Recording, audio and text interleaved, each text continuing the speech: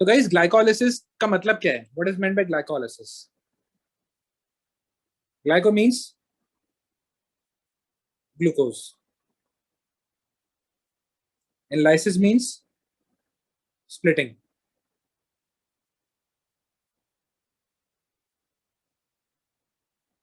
तो guys glycolysis में क्या होता है कि ग्लूकोज स्प्लिट हो जाता है।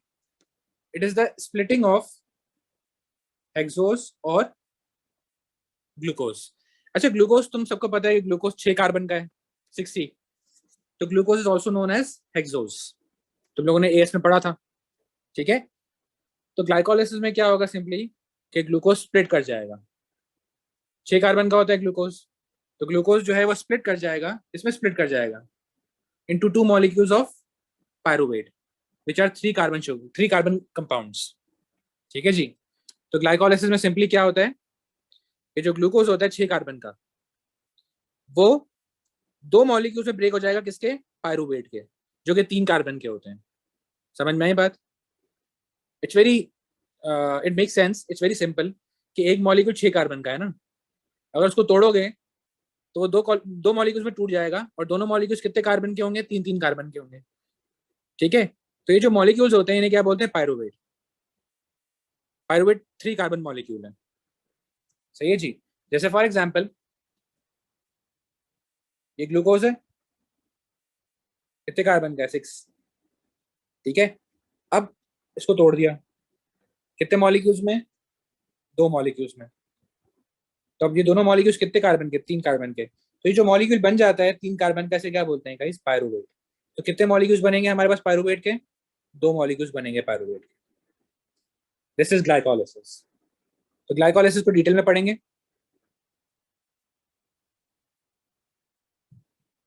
इससे डिटेल में पढ़ने से पहले we should know the location of the glycolysis. So guys, what is the location of glycolysis? Glycolysis कहाँ होता है? साइटोप्लाज्म के अंदर। ठीक है।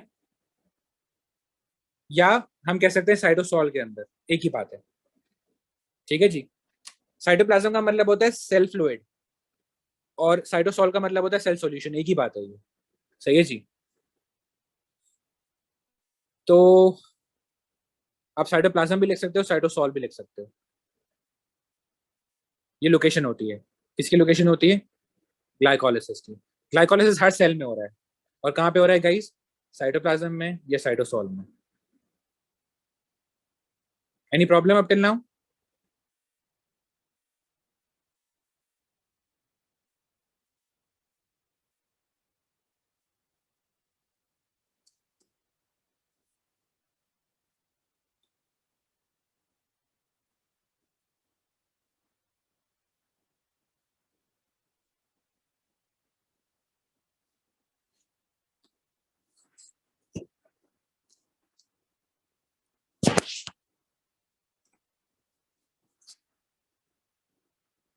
Guys just give me 2 minutes, मुझे थोड़ा सा इसको एडिट करना है और चार्जिंग पे लगाना है। सिर्फ 2 मिनट्स दो।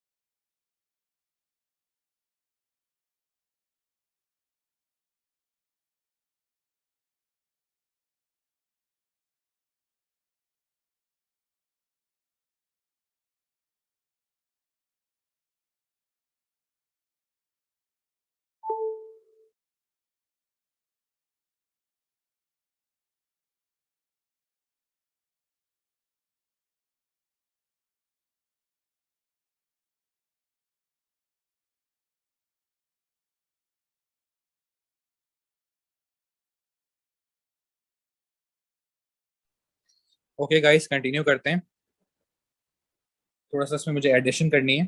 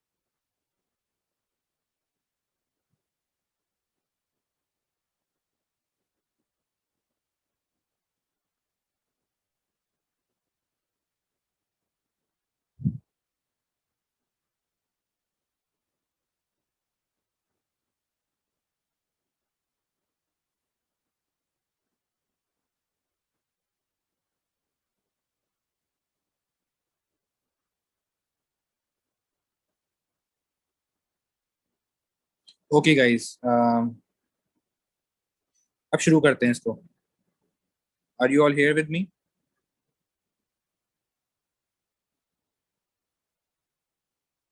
देखो, स्टार्ट कहाँ से होगा? ये पाथवे, ये ग्लाइकोलाइसिस पूरा पाथवे है जो आपको नजर आ रहा है, and you can see multiple steps.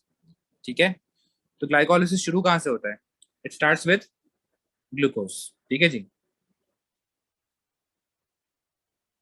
It starts with glucose. अब होता ये है गाइस कि ग्लूकोज को अगर ग्लाइकोलाइसिस में पार्ट लेना है तो ग्लूकोज को हमें एक्टिवेट करना पड़ेगा। क्या मतलब एक्टिवेट करना पड़ेगा? गाइस, जो ग्लूकोज होता है वो अनरिएक्टिव होता है या इनर्ट होता है। ग्लूकोज बहुत ज्यादा रिएक्टिव नहीं होता।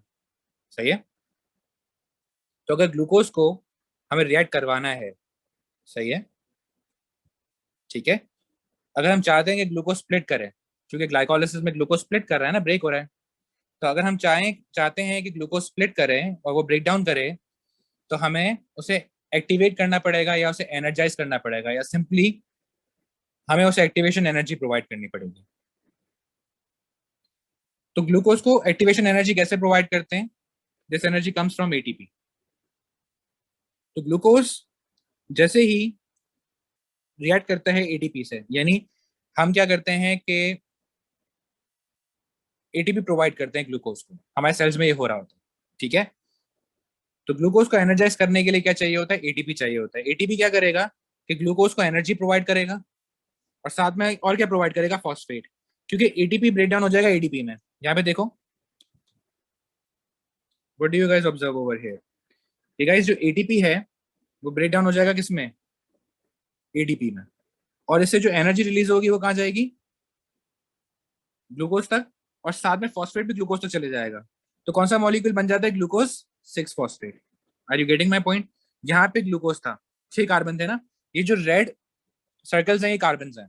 तो कितने कार्बन है? 6। अब क्या हुआ है कि 6 कार्बन पे, जैसे कार्बन नंबर 1, 6 कार्बन होते हैं ना, नंबरिंग करते हैं चलो इनकी। समझो ये कार्बन नंबर 1 है, this is carbon number 2, carbon number 3, carbon number 4, carbon number 5 and carbon number 6। तो गाइस, कौन से कार्बन पे जो है वो फॉस्फेट अटैच हो रहा है? कार्बन नंबर 6 पे। तो इसलिए क्या बन जाता है? Glucose 6 phosphate. समझ रहे हो बात? कि स्टार्ट कैसे होगी ग्लाइकोलिसिस? ये जो पूरा पाथवे है जिसमें ग्लूकोज स्प्लिट करेगा इनटू 2 मॉलिक्यूल्स ऑफ पायरुवेट, वो स्टार्ट कैसे होगा कि ग्लूकोज को पहले एनर्जाइज करना पड़ेगा, एक्टिवेशन एनर्जी प्रोवाइड करनी पड़ेगी। एक्टिवेशन एनर्जी कैसे प्रोवाइड करते हैं? एटीपी यूज करके प्रोवाइड करते हैं। तो एटीपी यूज हुआ, तो एटीपी ने अपनी एनर्जी ग्लूकोज को दी, साथ में फॉस्फेट भी दे दिया, तो क्या बन गया? ग्लूकोज से क्या बन गया? Glucose 6 phosphate. ठीक है जी। अब क्या होगा?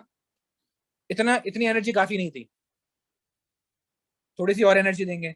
लेकिन एनर्जी देने से पहले क्या होगा? एनर्जी देने से पहले जो ग्लूकोज है ना गाइज, वो आइसोमेराइज कर जाएगा। क्या मतलब आइसोमेराइज कर जाएगा?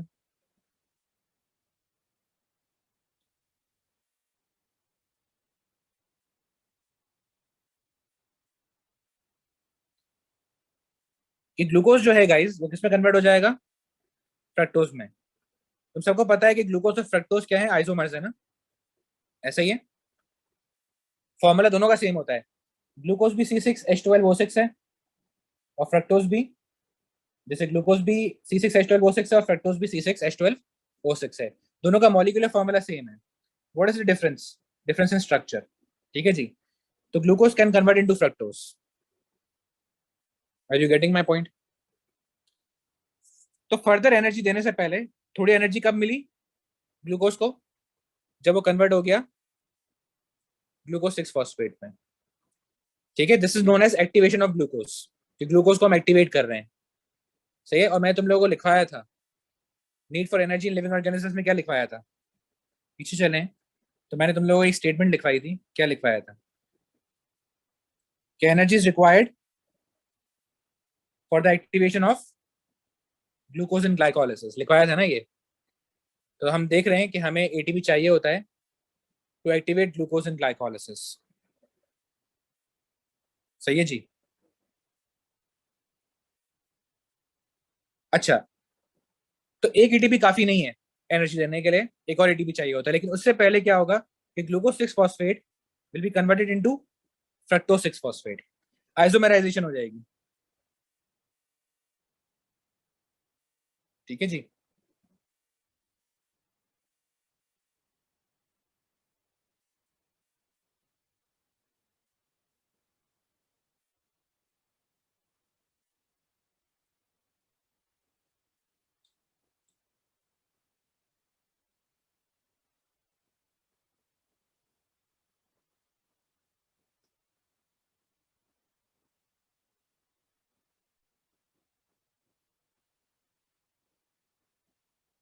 अच्छा, अब जैसे आइसोमेराइजेशन हुई तो glucose 6 phosphate is converted to fructose 6 phosphate.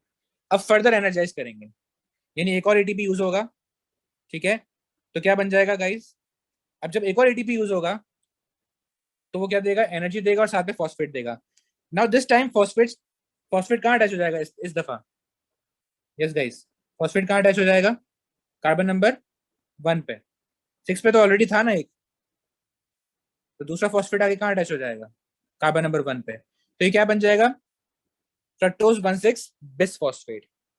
ठीक है, बिस का मतलब क्या होता है? Two, two phosphate, bisphosphate. ठीक है, तो एक वन फर्स्ट कार्बन पे, एक 6 कार्बन पे। गाइस मुझे बताओ यहाँ तक कोई प्रॉब्लम है? फ्रक्टोज 1,6 बिस फॉस्फेट तक कोई प्रॉब्लम है तुम लोगों को? ये सब समझ में आ रहा है?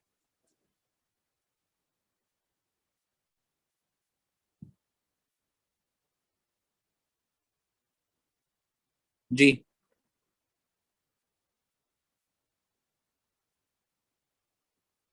क्लियर है?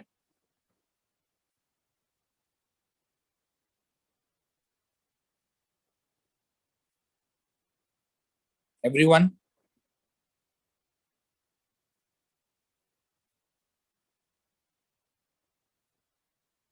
ओके, तो अब जितनी एनर्जी रिक्वायर्ड थी उतनी मिल गई। तो जैसे ही गाइस, जैसे ही फ्रक्टोज 1,6 बिस फॉस्फेट बनेगा तो इस मॉलिक्यूल के पास बहुत ज्यादा एनर्जी है। ठीक है, और तुम सबको पता है कि जब एक मॉलिक्यूल के पास बहुत ज्यादा एनर्जी होती है तो वो अनस्टेबल हो जाता है और टूट जाता है। तो अब फ्रक्टोज 1,6 बिस फॉस्फेट ब्रेक हो जाएगा किसमें? Into two molecules of triose phosphate. इसमें ब्रेक डाउन हो जाएगा गाइस ट्रायोस फॉस्फेट के अंदर। What is meant by triose phosphate? 3 carbon with phosphate. ठीक है, इसे बोलते हैं ट्रायोस फॉस्फेट। सही है जी। जैसे यहाँ पे देखो गाइस कि हुआ क्या, कि जब फ्रक्टोज 1,6 बिस फॉस्फेट बन गया, ठीक है, तो अब इस मॉलिक्यूल के पास इतनी ज्यादा एनर्जी है कि ये ब्रेक डाउन हो जाएगा। और कैसे ब्रेक डाउन हो जाएगा? यहाँ से ब्रेक डाउन हो जाएगा। तो हमारे पास दो मॉलिक्यूल्स बन जाएंगे किसके? ट्रायोस फॉस्फेट और टीपी।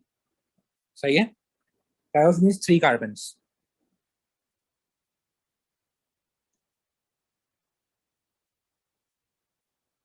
ट्रायोस क्या होता है? 3 कार्बन शुगर होता है। सही है जी। तो यहाँ पे देखो,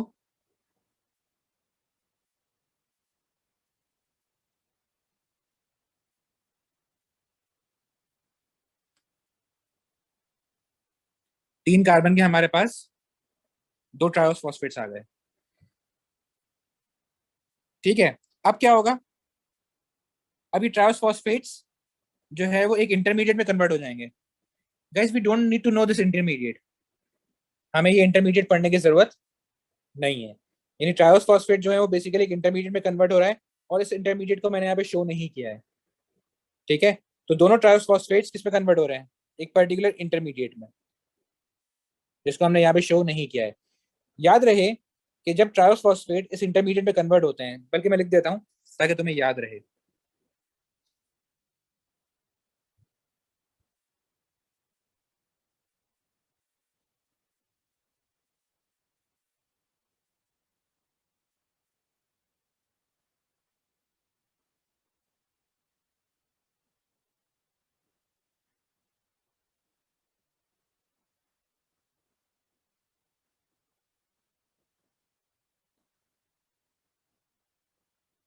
देखो, याद रहे कि जो कंपाउंड, जिस कंपाउंड को हमें याद नहीं करना, जो हमारे सिलेबस में नहीं है, उसे हम क्या लिखते हैं?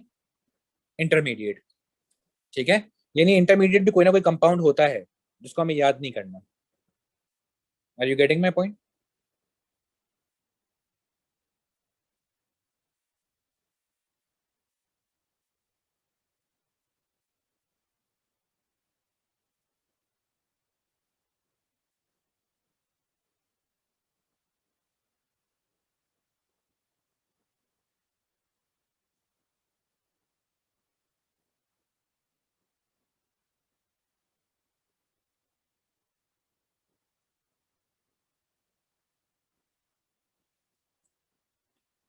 ओके।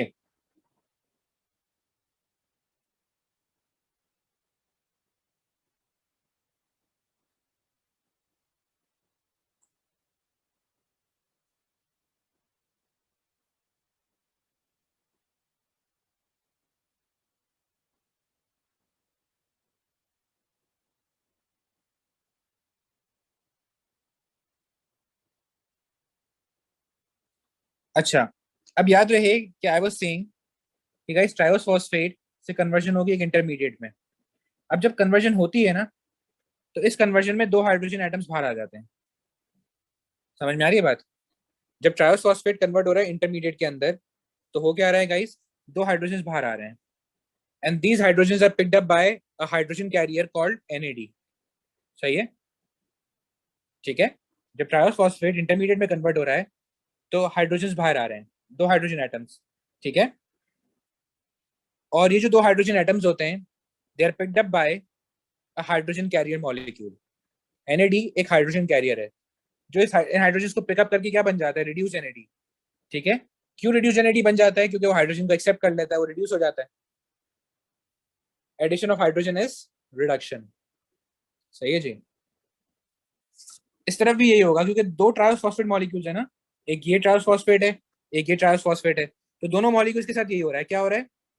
दोनों के दोनों इंटरमीडिएट में कन्वर्ट हो रहे हैं। ठीक है जी। और दोनों में से, जब इंटरमीडिएट में कन्वर्ट हो रहे हैं दोनों, तो दोनों में से हाइड्रोजन एटम्स निकल रहे हैं, which are picked up by NAD to form reduce NAD। ठीक है जी। अब गाइस इंटरमीडिएट जो है, ये क्या हुआ? हम्म। अब जो इंटरमीडिएट है, वो किस में कन्वर्ट हो जाएगा? GP में। GP is glycerate 3 phosphate. ठीक है। अभी तक गाइस 3 कार्बन ही है, 3C चल रहा है। ये इंटरमीडिएट में 3C है।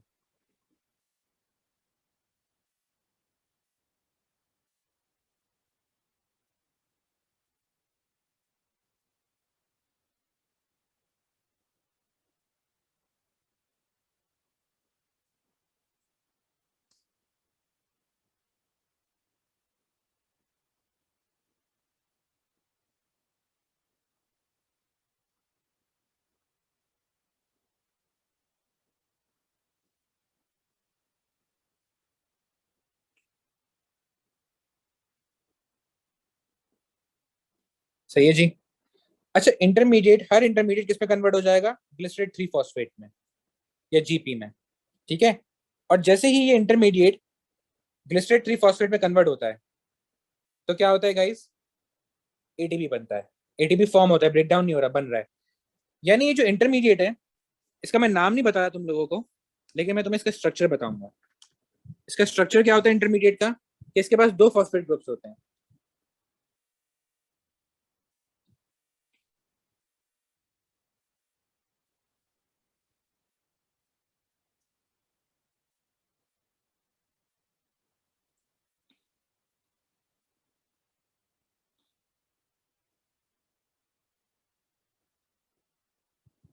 सही है।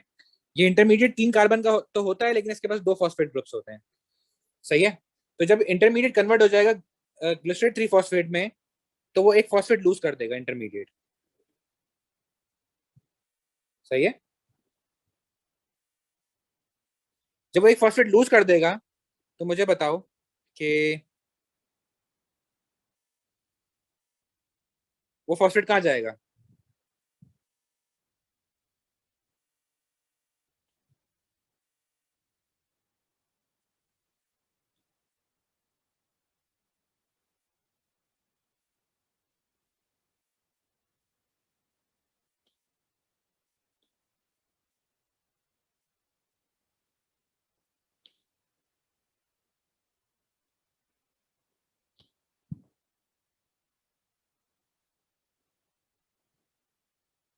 जी,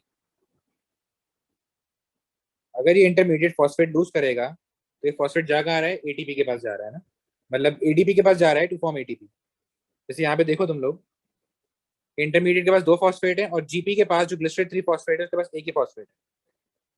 और यहाँ पे जब इंटरमीडिएट कन्वर्ट हो रहा है जीपी में तो एटीपी बन रहा है। अब एटीपी जो बन रहा है इसको बनाने के लिए क्या चाहिए होगा, फॉस्फेट चाहिए होगा ना, एटीपी में फॉस्फेट ऐड होगा तभी एटीपी बनेगा। तो फॉस्फेट कहाँ से आ रहा है गाइस, सबस्ट्रेट से आ रहा है। और एनर्जी भी कहाँ से आ रही है, सबस्ट्रेट से आ रही है। ठीक है, जिससे एटीपी बन रहा है। तो इंटरमीडिएट जब कन्वर्ट हो रहा है ग्लिसरेट 3 फॉस्फेट में, तो फॉस्फेट और एनर्जी कहाँ से आ रही है, इस इंटरमीडिएट से आ रही है, यानी सबस्ट्रेट से आ रही है। ठीक है जी।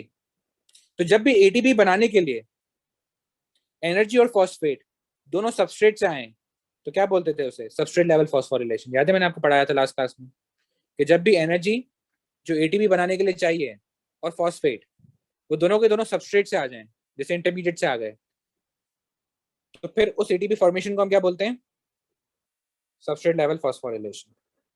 क्लियर है कॉन्सेप्ट। तो यहाँ पे भी एटीपी बनेगा जब इंटरमीडिएट से जीपी बन रहा है। ठीक है जी।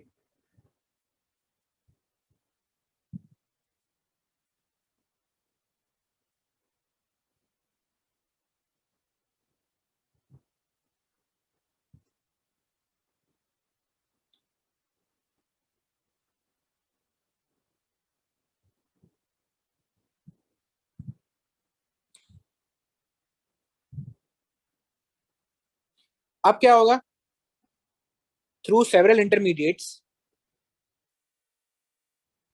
बहुत सारे इंटरमीडिएट्स आएंगे बीच में, जीपी कन्वर्ट हो जाएगा किसमें, पायरुवेट में। लेकिन इसके इनके बीच में बहुत सारे इंटरमीडिएट्स आएंगे। ठीक है जी।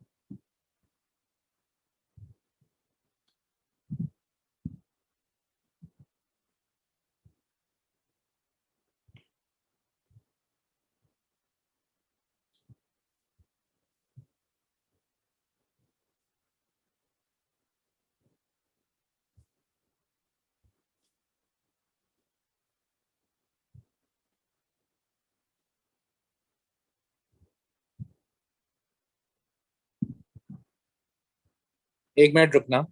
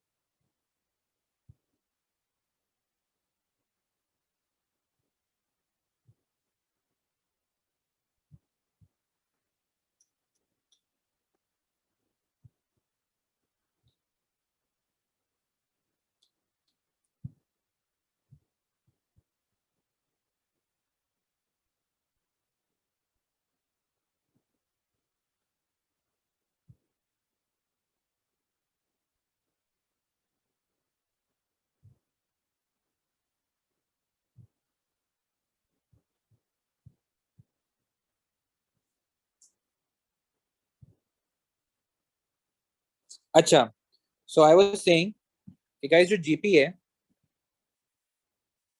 वो कन्वर्ट हो जाता है पायरुवेट में, ठीक है जी। और वो कन्वर्ट होता है वी आर टू इंटरमीडिएट्स। तो जो लास्ट इंटरमीडिएट होगा ना, जब वो कन्वर्ट हो रहा होगा पायरुवेट में, तो एक और एटीपी बनेगा। सही है जी, क्लियर है कॉन्सेप्ट। अब ये एटीपी भी सबस्ट्रेट लेवल फॉस्फोराइलेशन से बनता है। ये एटीपी भी सबस्ट्रेट लेवल फॉस्फोराइलेशन से बनता है, यानी इस इंटरमीडिएट से क्या आ रहा होगा, फॉस्फेट ग्रुप और एनर्जी। तो देखो पायरुवेट के अंदर कोई भी फॉस्फेट नहीं है, लेकिन ये जो लास्ट इंटरमीडिएट है इसके अंदर फॉस्फेट होगा।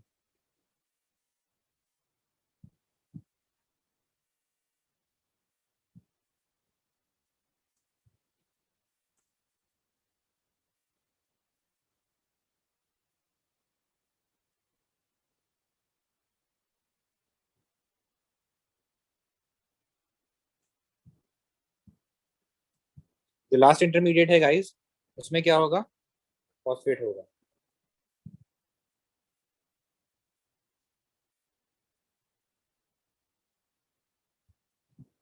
जबकि पायरुवेट में फॉस्फेट नहीं है, इसका मतलब फॉस्फेट निकल चुका है और एटीपी को मिला और उससे एटीपी बन गया। ग्लाइकोलाइसिस समझ में आई तुम लोगों को? जी। Any confusion?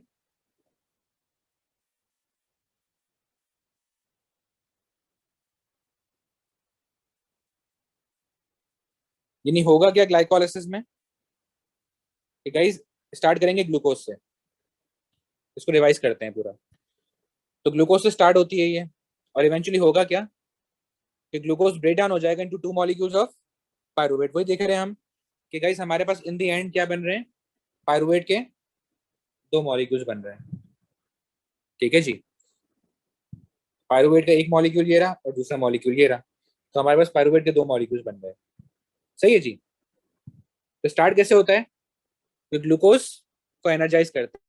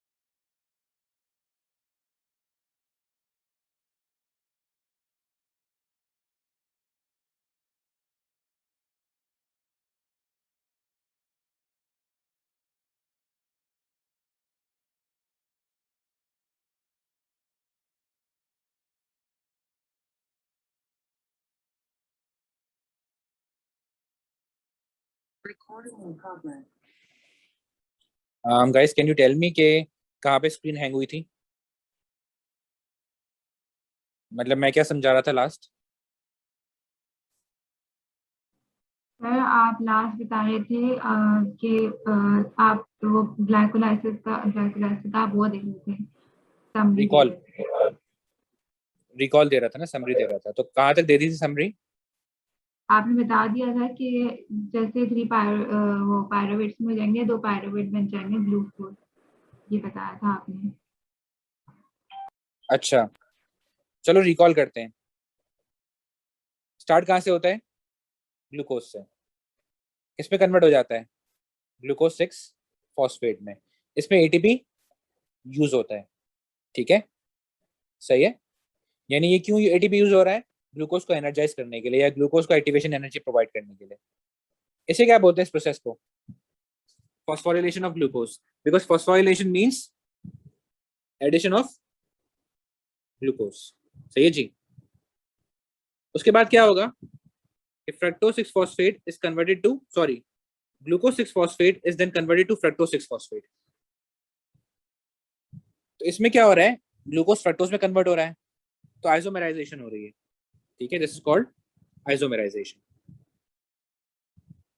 फिर क्या होता है कि फ्रक्टोज 6 फॉस्फेट को फर्दर एनर्जाइज करते हैं, यानी एक और एटीपी यूज होता है फर्दर एनर्जी देने के लिए। तो एटीपी जब यूज हो रहा है तो एटीपी कन्वर्ट हो रहा है एडीपी में, और एडीपी से क्या मिल रहा है? फॉस्फेट ग्रुप और एनर्जी। तो क्या बन जाता है? फ्रक्टोज 1,6 बिस फॉस्फेट, यानी एक और फॉस्फेट ऐड हो जाता है कार्बन नंबर 1 पर, और साथ में एनर्जी भी आ जाती है। तो गाइस क्या बन जाता है? Fructose 1,6 bis phosphate. इस प्रोसेस को क्या बोलते हैं? Phosphorylation of fructose 6 phosphate. यानी फ्रक्टोज 6 फॉस्फेट में एक फॉस्फेट ग्रुप ऐड हो गया ना। पहले फ्रक्टोज 6 फॉस्फेट था, अब फ्रक्टोज 1,6 बिस फॉस्फेट है, यानी एक एक्स्ट्रा फॉस्फेट ग्रुप ऐड हो गया, तो उसे बोलते हैं फॉस्फोरिलेशन। गाइस जब फ्रक्टोज 1,6 बिस फॉस्फेट बन जाएगा, तो उसके बनने के बाद क्या होगा कि फ्रक्टोज 1,6 बिस फॉस्फेट अनस्टेबल होता है, तो वो ब्रेक डाउन हो जाएगा किसमें? Into 2 molecules of triose phosphate. ठीक है, इस प्रोसेस को क्या बोलते हैं जिसमें फ्रक्टोज 1,6 बिस फॉस्फेट स्प्लिट हो जाता है, ये ब्रेक डाउन हो जाता है? इसे बोलते हैं लाइसिस। ठीक है, तो फ्रक्टोज 1,6 बिस फॉस्फेट स्प्लिट हो गया है, लाइस कर गया। उसके बाद क्या होता है? Each triose phosphate is converted to an intermediate. ठीक है, हर ट्रायोस फॉस्फेट जो है उसके साथ क्या हो रहा है गाइस? वो इंटरमीडिएट में कन्वर्ट हो रहा है। अब जब हर ट्रायोस फॉस्फेट इंटरमीडिएट में कन्वर्ट हो जाता है, तो क्या होता है कि हाइड्रोजन रिलीज होते हैं। ठीक है, यानी हर ट्रायोस फॉस्फेट से दो दो हाइड्रोजन रिलीज होंगे, हर ट्रायोस फॉस्फेट से दो दो हाइड्रोजन एटम्स रिलीज होंगे, and these hydrogen are picked up by NAD to form reduced NAD. ठीक है, तो हमारे पास कितने रिड्यूस एनएडी बन रहे हैं? 2 रिड्यूस एनएडी बन रहे हैं ना, क्योंकि 2 टीपी हैं, and both the TP are converted to intermediates.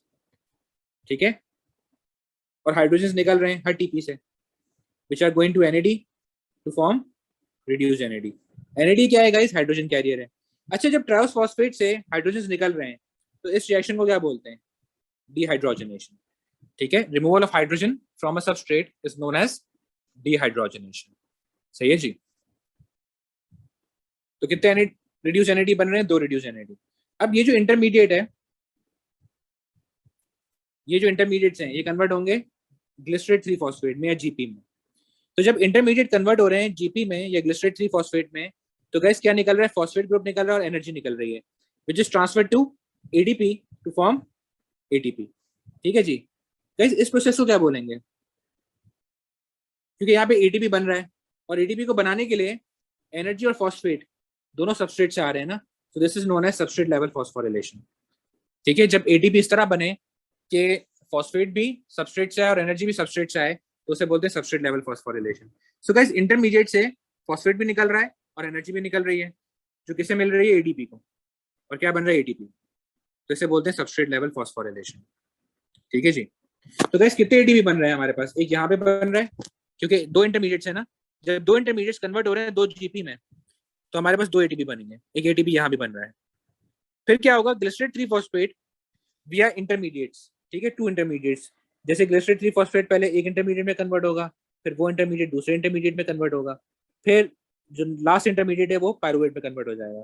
तो ये जो कन्वर्जन है जीपी की टू पायरुवेट, इसमें क्या होता है, एक और एटीपी बनेगा, यानी हमारे पास 2 जीपी हैं, तो जब 2 जीपी कन्वर्ट होंगे 2 पायरुवेट में, तो गाइस कितने एटीपी बनेंगे, 2 एटीपी फर्दर बनेंगे।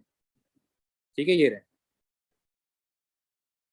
और कैसे बनेंगे, अगेन सबस्ट्रेट लेवल फॉस्फोरिलेशन। क्यों, क्योंकि एनर्जी कहाँ से आ रही है गाइस, सबस्ट्रेट से आ रही है, और फॉस्फेट भी सबस्ट्रेट से आ रहा है। तो eventually we have how many pyruvates, 2 pyruvates, and glycolysis ends. क्योंकि ग्लाइकोलाइसिस की डेफिनेशन ही यही है कि ग्लूकोज किसमें ब्रेक डाउन हो जाएगा, इनटू 2 मॉलिक्यूल्स ऑफ पायरुवेट।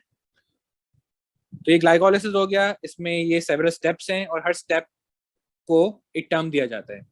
ठीक है जी। और इस ग्लाइकोलाइसिस में हमारे पास प्रोडक्ट्स क्या हैं, what are the products in the glycolysis, ATP बन रहे हैं, रिड्यूस एनएडी बन रहे हैं, और पायरुवेट बन रहे हैं। कितने एटीपी बनते हैं ग्लाइकोलाइसिस में, 4 एटीपी बनते हैं ग्लाइकोलाइसिस में। एक एटीपी ये बन रहा, एक एटीपी ये बन रहा, एक ये वाला है, और एक ये वाला है। तो गाइस 4 एटीपी बनते हैं ग्लाइकोलाइसिस में, 2 एटीपी यूज होते हैं। शुरू में 2 एटीपी यूज हो रहे हैं, बाद में 4 एटीपी बन रहे हैं, और 2 रिड्यूस एनएडी बनते हैं। सो गाइस लास्ट क्लास में हमने क्या डिस्कस किया था, ग्लाइकोलाइसिस। सही है, ओके। तो ग्लाइकोलाइसिस को हमने कंप्लीटली डिस्कस कर लिया था, कंप्लीट हो गया था हमारा ग्लाइकोलाइसिस। अब हम कुछ और बातें करेंगे, उससे उसके बाद हम ग्लाइकोलाइसिस को डिस्क्राइब भी करेंगे। ठीक है ना, पेपर में सवाल आता है कि you have to describe the process of glycolysis. ठीक है जी। तो उससे पहले कुछ और बातें कर लेते हैं, फिर एक साथ डिस्क्राइब करेंगे ग्लाइकोलाइसिस को।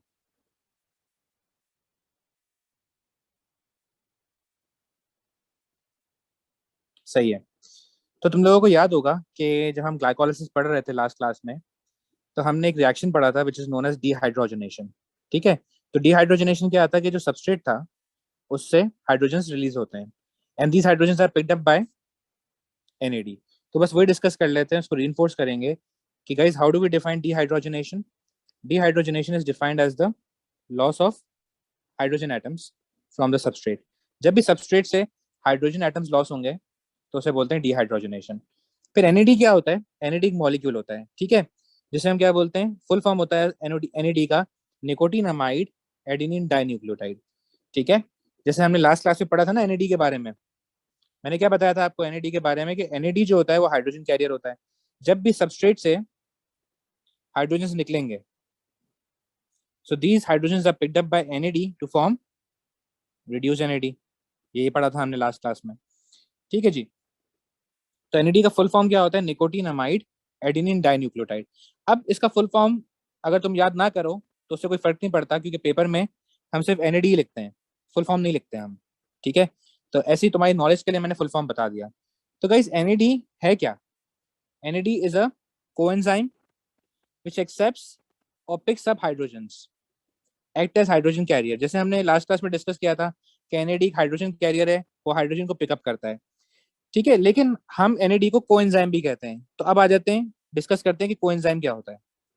Guys coenzyme is anything which works together with the enzyme. ठीक है ना, कोएंजाइम है ना ये। तो कोएंजाइम जो है वो एक ऐसी चीज होती है जो किसके साथ मिलकर काम करती है, एंजाइम के साथ मिलकर काम करती है। ठीक है, सो इट्स कोएंजाइम। तो एनएडी क्या करते हैं, एनएडी एंजाइम के साथ मिलकर काम करता है, एनएडी कोएंजाइम है। तो किस एंजाइम के साथ मिलकर काम करता है NAD, NAD works together with an enzyme called dehydrogenase. समझ में आई बात, एक एंजाइम होता है जिसे हम क्या बोलते हैं, डिहाइड्रोजनेज। एंड ऑब्वियसली ये एंजाइम क्या कर रहा होगा गाइस, ये एंजाइम जो है वो सबस्ट्रेट में से हाइड्रोजन को निकाल रहा होगा। नाम क्या है इस एंजाइम का, डिहाइड्रोजनेज। तो ये क्या करेगा, ये एंजाइम सबस्ट्रेट में से हाइड्रोजन निकालेगा, यानी ये एंजाइम क्या करेगा, डिहाइड्रोजनेशन करेगा। ठीक है जी। तो डिहाइड्रोजनेशन कौन करता है, कौन सा एंजाइम करता है डिहाइड्रोजनेशन, डिहाइड्रोजनेज एंजाइम करता है। ठीक है, तो जैसे ये हाइड्रोजन निकालता है, जैसे ही डिहाइड्रोजनेज एंजाइम सबस्ट्रेट में से हाइड्रोजन निकालेगा, these hydrogen are transferred to Na D. ठीक है, which is working together with the dehydrogenase enzyme. इसलिए एनएडी को कोएंजाइम कहते हैं और हाइड्रोजन एक्सेप्टर भी कहते हैं। क्लियर है, सारी बातें समझ में आ गया तुम लोगों को जी, क्लियर है दोनों बातें। डिहाइड्रोजनेशन क्या होती है, लॉस ऑफ या removal of hydrogen from the substrate. ठीक है जी, सही है। और NAD क्या होता है? एक हाइड्रोजन कैरियर है जो कि डीहाइड्रोजनेस एंजाइम के साथ मिलकर काम करता है, यानी कोएंजाइम है। डीहाइड्रोजनेस एंजाइम जो है वो सबस्ट्रेट में से हाइड्रोजन निकालता है और NAD को ट्रांसफर कर देता है। और NAD किस में कन्वर्ट हो जाता है? रिड्यूस NAD में। गाइस जब भी NAD को हाइड्रोजन मिलेंगे वो किस में कन्वर्ट हो जाएगा? रिड्यूस्ड NAD में। Any problem?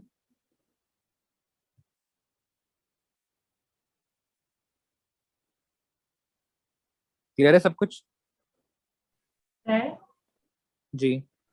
एनएडी जो है वो रिड्यूस एनएडी जो है हाइड्रोजन कैरियर भी है और कोएंजाइम भी है, दोनों है। एग्जैक्टली exactly, दोनों है ना। कोएंजाइम क्यों है? क्योंकि वो एंजाइम के साथ मिलके काम कर रहा है। कौन सा एंजाइम के साथ? डीहाइड्रोजनेस एंजाइम के साथ मिलके काम कर रहा है। और जो है हाइड्रोजन हाइड्रोजन भी पिकअप कर रहा है, तो इसलिए उसे कोएंजाइम भी कहते हैं और हाइड्रोजन कैरियर भी कहते हैं। ठीक है।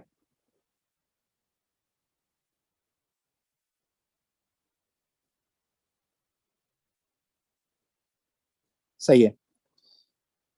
अब जैसे NAD है और रिड्यूस NAD है ना। NAD कब होगा? जब हाइड्रोजन इसके पास नहीं है। जब ये हाइड्रोजन पिकअप कर लेगा तो क्या बन जाएगा? Reduce NAD।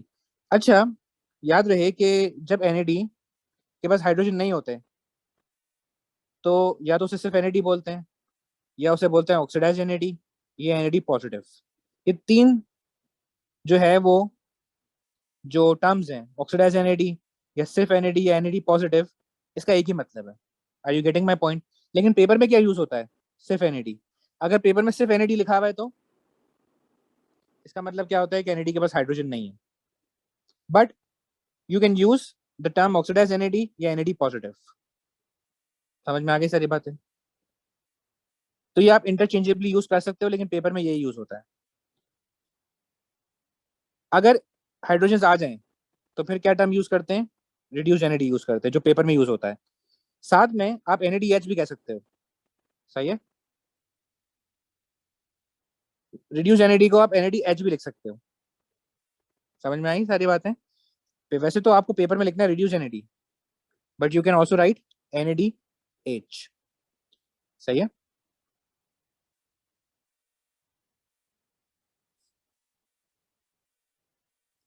यहाँ पे क्या दिखा रहे हैं कि ये कौन सा NAD है? ऑक्सीडाइज NAD है ना, जिसके पास हाइड्रोजन नहीं है। तो जब NAD हाइड्रोजन एक्सेप्ट कर रहा होता है तो वो किस फॉर्म में एक्सेप्ट करता है हाइड्रोजन को? दो प्रोटॉन्स के फॉर्म में और दो इलेक्ट्रॉन्स के फॉर्म में। क्योंकि आपको पता होगा दो हाइड्रोजन एटम्स में कितने प्रोटॉन्स हैं? दो हाइड्रोजन एटम्स के अंदर दो हाइड्रोजन आयंस होते हैं और दो इलेक्ट्रॉन्स होते हैं। तो तुम लोगों को पता होगा ना, हर हाइड्रोजन एटम के अंदर जो है वो एक इलेक्ट्रॉन होता है ना। अगर वो इलेक्ट्रॉन मैं उससे निकाल दूं तो वो क्या बन जाएगा? H positive. तो जो हाइड्रोजन एटम है ना गाइस, जो हाइड्रोजन एटम है उसको आप किस तरह लिख सकते हो? H plus plus E negative, इस तरह भी लिख सकते हो। क्योंकि अगर आप हाइड्रोजन एटम से इलेक्ट्रॉन निकाल लो तो वो क्या बन जाता है? हाइड्रोजन आयन, और इलेक्ट्रॉन अलग। तो hydrogen atom can be written as H positive plus E negative. तो अगर दो हाइड्रोजन एटम्स होंगे तो they can be written as 2H positive plus 2E negative. सही है। तो ये इक्वेशन क्या बता रही है कि जो NAD ऑक्सीडाइज्ड है, सिर्फ NAD जो है उसे NAD प्लस भी लिख सकते हैं। और जब वो हाइड्रोजन एक्सेप्ट करता है तो किस तरह एक्सेप्ट करता है? किस फॉर्म में एक्सेप्ट करता है? दो हाइड्रोजन आयंस की फॉर्म में और दो इलेक्ट्रॉन्स की फॉर्म में, to make NADH plus H positive. समझ में आ रही है बातें? ये कुछ मैंने तुम्हें थोड़ा सा डिटेल पढ़ाया है। ये क्यों पढ़ाया है? क्योंकि हो सकता है तुम लोग बुक्स पढ़ो, ठीक है, तो उन बुक्स में इस तरह लिखा हुआ होता है ना, तो ताकि तुम कंफ्यूज ना हो इसलिए मैंने तुम्हें पहले ही पढ़ा दिया कि वैसे तो पेपर में तुम्हें जो टर्म्स यूज करने हैं ना, जब NAD ने हाइड्रोजन पिकअप नहीं किया हुआ तो उसको सिर्फ NAD बोलो, और जब हाइड्रोजन पिकअप किए हुए तो रिड्यूस NAD। ऑल्टरनेटिवली अगर NAD ने हाइड्रोजन पिकअप नहीं किया हुआ you can write it as NAD positive, और अगर उसने हाइड्रोजन पिकअप किए हुए हैं you can write it as NADH। सही है। Any problem?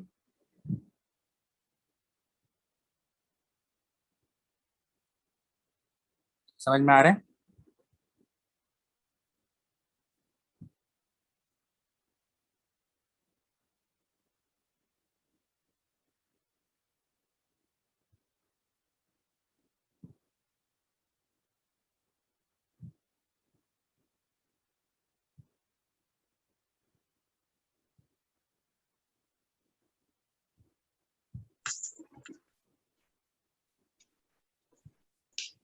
देख लीजिए चार्ट में। जी जोहा कुछ कहना चाह रही हूँ? क्लियर है सब कुछ? जी सर क्लियर है। ओके सही है जी। अब पेपर में सवाल क्या आता है? पेपर में सवाल ये आता है कि you have to describe the process of glycolysis.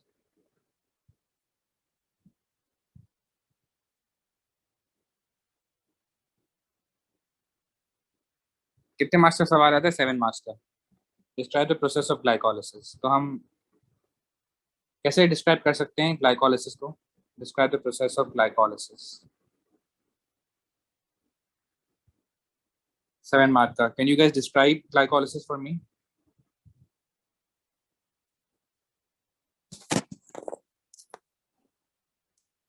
हमने पढ़ा था ना लास्ट, जो लास्ट हमारा लास्ट क्लास थी उसमें हमने ग्लाइकोलाइसिस पूरा पढ़ा था। ये हमारे सामने ग्लाइकोलाइसिस का पाथवे है, ठीक है, which is the first stage of aerobic respiration of glucose. तो इसमें इसको हम डिस्क्राइब कैसे करेंगे? यस, सबसे पहले जब भी डिस्क्राइब करोगे किसी भी प्रोसेस को, क्या लिखते हैं? उसकी लोकेशन क्या लिखेंगे पहले? ग्लाइकोलाइसिस कहाँ होता है? ग्लाइकोलाइसिस अकर्स इन साइटोप्लाज्म या साइटोसोल। ये बता दो कि लोकेशन क्या है। हमने लास्ट क्लास में पढ़ा था कि ग्लाइकोलाइसिस जो है it occurs in the cytoplasm या साइटोसोल। फिर प्रोसेस को डिस्क्राइब करना शुरू करो। स्टार्ट कहाँ से होता है? जी, ग्लूकोज, बल्कि आप क्या करो, हेक्सोज लिख दो। हेक्सोज इज फॉस्फोरिलेटेड,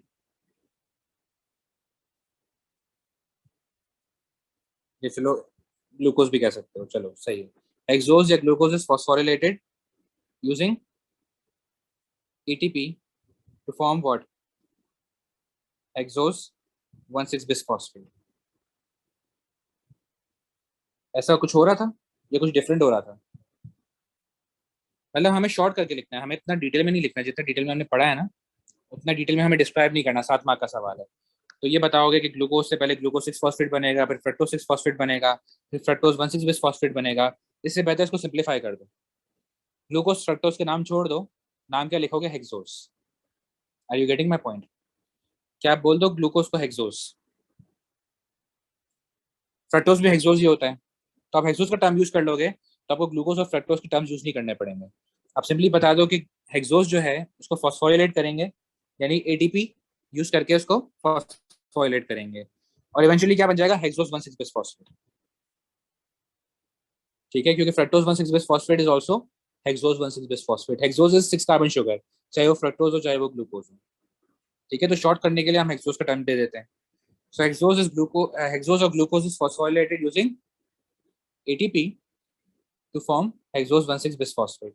ये क्यों करते हैं हम? Why do we do that? Hexose is phosphorylated, या चलो आप बता दो ग्लूकोज इज फॉस्फोरिलेटेड क्यों करते हैं भाई? पढ़ा था ना लास्ट क्लास में।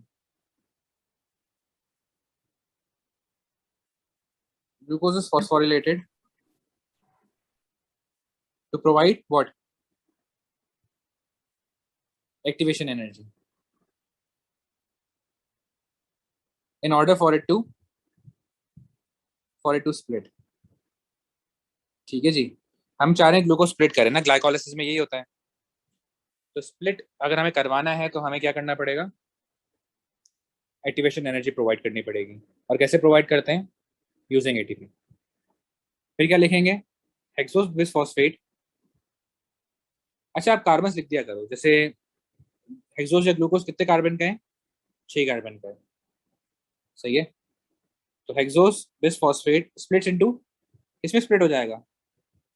अगर हम पीछे जाके देखें तो ये जो हेक्सोस बिस फॉस्फेट है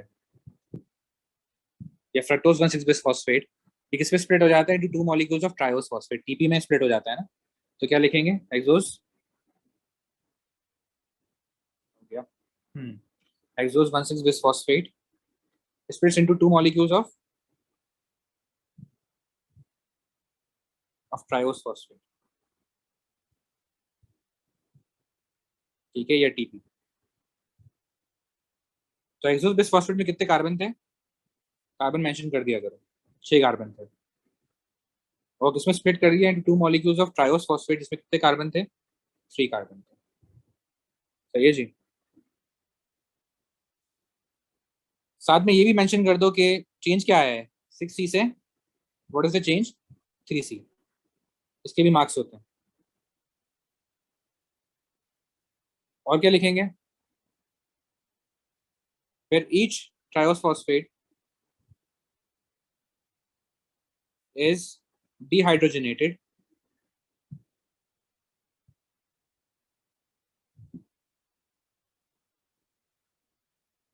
to, या बल्कि इसको थोड़ा सा और शॉर्ट कर देते हैं कि each triose phosphate is then converted to,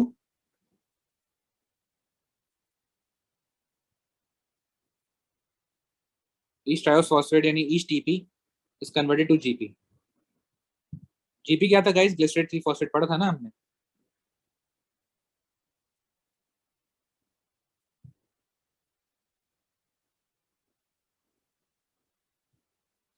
तो क्या होगा? Each TP is then converted into GP, या each triose phosphate is converted to glycerate 3 phosphate GP। तो जब टीपी से जीपी कन्वर्जन होती है तो क्या क्या बनता है? जैसे टीपी है, टीपी से जैसे जीपी बनेगा ना गाइस, तो क्या क्या क्या बनेगा साथ में? रिड्यूस एनएडी और एटीपी। तो क्या लिखेंगे? 1 ATP and 1 reduced NADP, 1 ATP and 1 reduced NADP are produced for conversion of each GP या each TP to GP। फिर क्या लिखेंगे next point? each GP is converted to pyruvate। Her GP किस में कन्वर्ट हो जाता है गाइस? हर glycerate 3 phosphate pyruvate में कन्वर्ट हो जाता है। और जब जीपी कन्वर्ट होगा पायरुवेट में तो क्या बनाएगा? एक एटीपी मॉलिक्यूल बनाएगा। तो क्या लिखेंगे? Each GP is then converted to pyruvate yielding 1 molecule of ATP।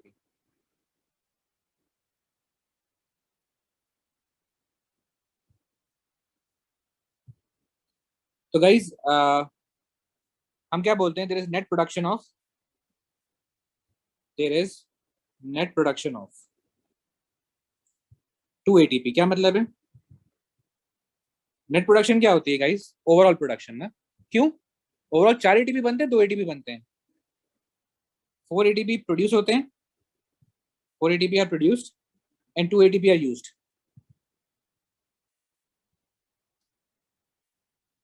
4 ATP are produced and 2 ATP are used।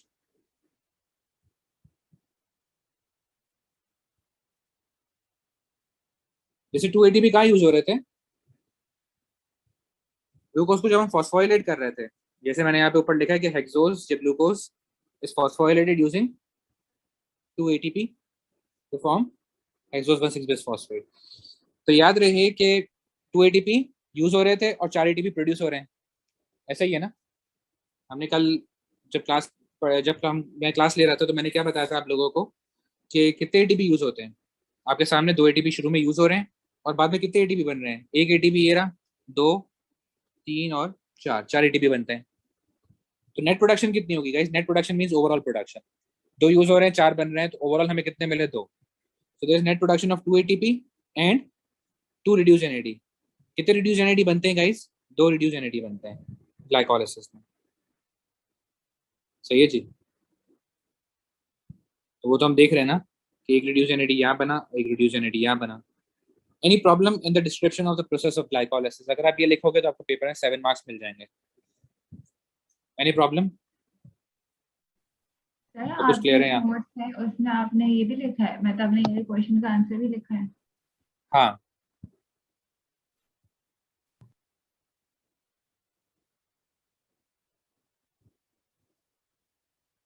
सही है। सही है। Okay ji.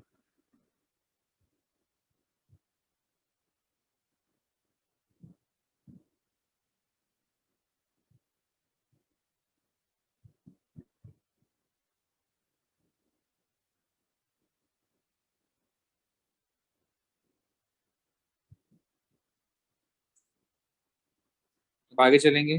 We have described the process of glycolysis.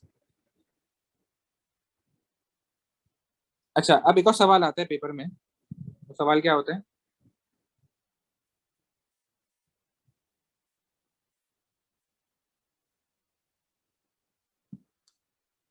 जी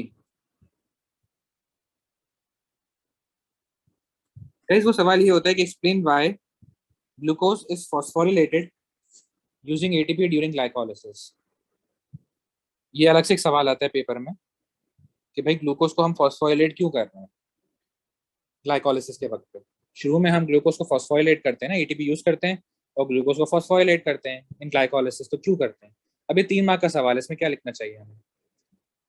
वैसे तो अभी तक हमने एक ही रीजन पढ़ा है ना इसका, क्यों करते हैं ग्लूकोज को फॉस्फोरिलेट, उस एक्टिवेशन एनर्जी प्रोवाइड करने के लिए. ये तो एक रीजन है, इसका तो हमें 1 मार्क मिलेगा. तो फिर बाकी रीजंस क्या हैं? एक और रीजन होता है कि जब हम ग्लूकोज को फॉस्फोरिलेट कर देते हैं ना, तो ग्लूकोज सेल के अंदर ट्रैप हो जाता है. ये बात तुम लोगों को समझ में आ रही है? देखो, let me explain it to you in detail. ये डायग्राम तुम्हारे सामने है, जिसको मैं कॉपी पेस्ट कर रहा हूँ. तो इस डायग्राम से तुम्हें अच्छा समझ में आ जाएगा.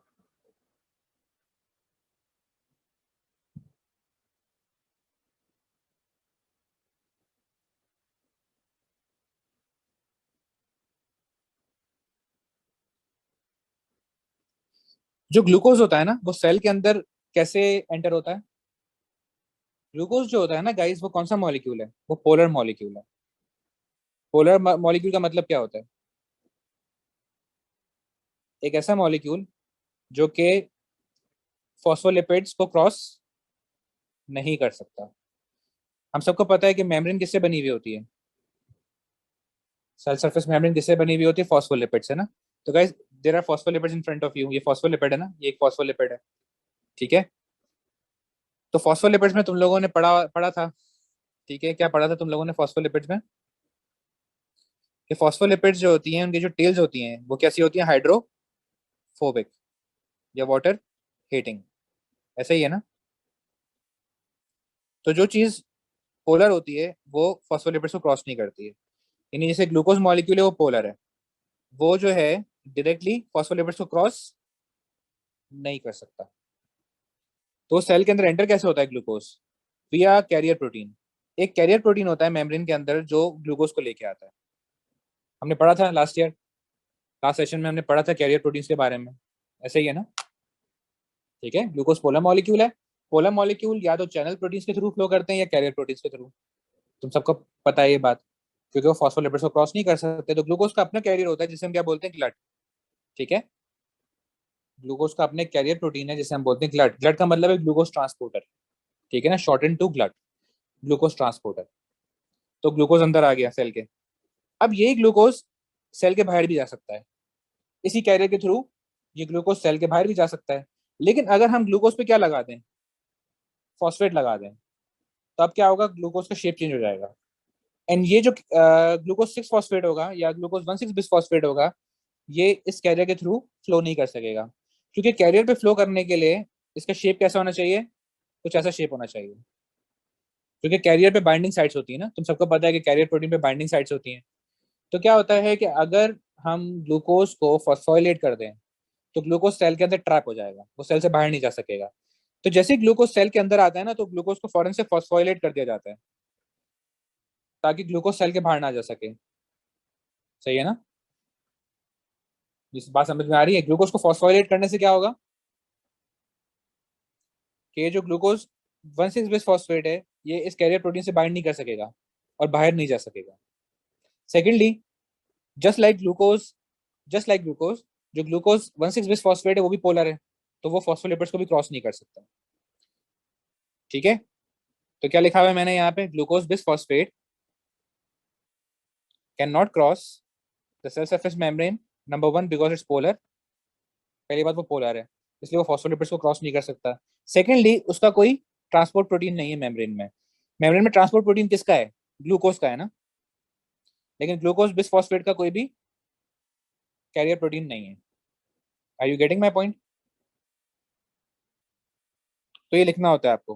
पहला जो रीजन होता है, मतलब आप रीजन देते हो ना कि भाई ग्लूकोज को फॉस्फोराइलेट क्यों किया जाता है ड्यूरिंग ग्लाइकोलाइसिस। पहले रीजन तो ये होता है कि भाई ग्लूकोज को फॉस्फोराइलेट करने का मकसद ये है कि उससे हम एक्टिवेशन एनर्जी प्रोवाइड करेंगे ताकि वो स्प्लिट कर सके। दूसरा रीजन ये होता है कि हम चाहते हैं ग्लूकोज को ट्रैप करना, to trap the glucose inside the cell, क्योंकि once glucose becomes glucose bisphosphate it can not cross the cell surface membrane, तो वो सेल के अंदर ट्रैप हो जाएगा। क्यों क्रॉस नहीं कर सकता? क्योंकि वो पोलर है, पहली बात, तो फॉस्फोलिपिड्स को क्रॉस नहीं कर सकेगा। सेकेंडली, ग्लूकोज बिसफॉस्फेट के लिए कोई भी ट्रांसपोर्ट प्रोटीन नहीं है। There is no transport protein for glucose bisphosphate in the cell surface membrane. Glucose, however, can cross the cell surface membrane. Why? Because it has a transport protein, GLUT. तो अगर glucose cell के अंदर आता है और आप उसको glucose के फॉर्म में रखो तो सेल से बाहर चले जाएगा, लेकिन अगर उसको आपको सेल के अंदर रखना है तो उसे कन्वर्ट कर दो ग्लूकोज बिसफॉस्फेट में। I hope I am clear.